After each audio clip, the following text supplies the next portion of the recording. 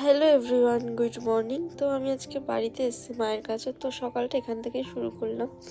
তো ঘুম থেকে উঠে ফ্রেশ হয়ে নিয়েছি। আজকে আমাদের এক জায়গায় বেরোনোর আছে, তো ফ্রেশ হয়ে নিয়েছি। তো মা সকালে টিফিন করে দেবে, আর সকালে টিফিন দেখো লুচি আর কাবলি ছোলার তরকারি করে দিয়েছে। তো এটা এখন খেয়ে নেবো। আর আমি এখানে আসলে কিন্তু মায়ের মানে মাকে লুচি করে দিতে মাস্ট বলি, কারণ আমার মায়ের হাতের লুচি ভীষণ ভালো লাগে।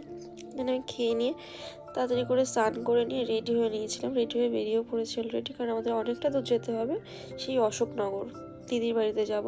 তো দেখো অ্যাট লাস্ট ট্রেন চলে এসেছে, আর আমরা ট্রেনে বসে গেছি। আর আমরা কিন্তু 3জন গেছিলাম, মা, আমি আর বোন। তো আমরা স্টেশনে নেমে চলেও এসেছি বাড়ির সামনে।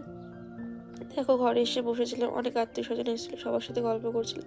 তো গল্প করে দিন আমরা খেতে চলে গেছি, খেতে বসে পড়েছি। কারণ আমাদের তাড়াতাড়ি করে বেরিয়ে আসতে হবে, আবার বাড়ি ফিরতে হবে, অনেকটাই দূর।